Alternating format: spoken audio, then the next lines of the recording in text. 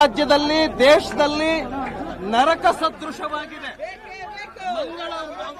ಮಂಗಳಮುಖಿಯರ ಜೀವನ ಈವನ್ ಅವರ ಮನೆಯಲ್ಲೂ ಕೂಡ ಅವ್ರನ್ನ ಸೇರಿಸ್ತಾ ಇಲ್ಲ, ಸಮಾಜನೂ ಕೂಡ ಅವ್ರು ಸೇರಿಸ್ತಾ ಇಲ್ಲ. ಎಲ್ಲಿ ಬದುಕಬೇಕು ಅವರು?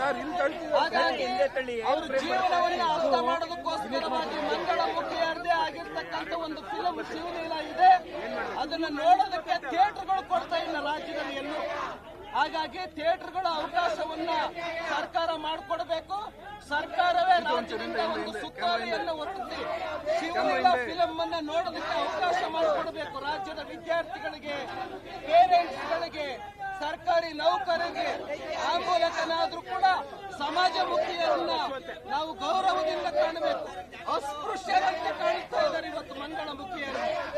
ಹಾಗಾಗಿ ಅವರ ಫಿಲಂ ಆಗಿರ್ತಕ್ಕಂಥ ಶಿವಲೀಲವನ್ನ ನೋಡೋದಕ್ಕೆ ಅವಕಾಶ ಮಾಡಿಕೊಡಬೇಕು.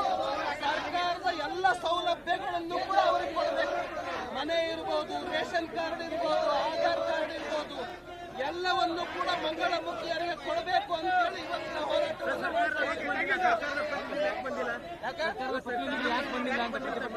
ಯಾಕೆ ಬಂದಿಲ್ಲ ಗೊತ್ತಿಲ್ಲ.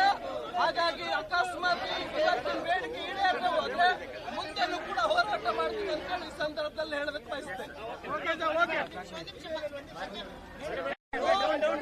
ಸಮಾಜದಲ್ಲಿ ಮಂಗಳಮುಖಿಯರಿಗೆ ಯಾವುದೇ ಸರ್ಕಾರ ಆಗಿರ್ಬೋದು, ಅದು ಕೇಂದ್ರ ಆಗಿರ್ಬೋದು, ರಾಜ್ಯ ಆಗಿರ್ಬೋದು, ಕಾನೂನಲ್ಲಿ ಬೇಕಾದ್ರೆ ಬದಲಾವಣೆ ಮಾಡಿ ಮೀಸಲಾತಿಗಳನ್ನ ಕೊಡಿ. ಅವರಿಗೂ ಕೂಡ ಮುಖ್ಯವಾಹಿನಿಗೆ ಬರಲಿಕ್ಕೆ ಎಲ್ಲರಿಗೆ ಹೇಗೆ ಅವಕಾಶ ಮಾಡಿಕೊಟ್ಟಿದ್ದೀರಾ, ಇಡೀ ಸಮಾಜದಲ್ಲಿ ಶೋಷಣೆಯಲ್ಲಿ ಶೋಷಣೆಗೆ ಒಳಗಾದಂತ ಈ ಮಂಗಳಮುಖಿಯರಿಗೆ ನ್ಯಾಯವನ್ನು ಒದಗಿಸಿಕೊಡ್ಬೇಕು. ಇದರಲ್ಲಿ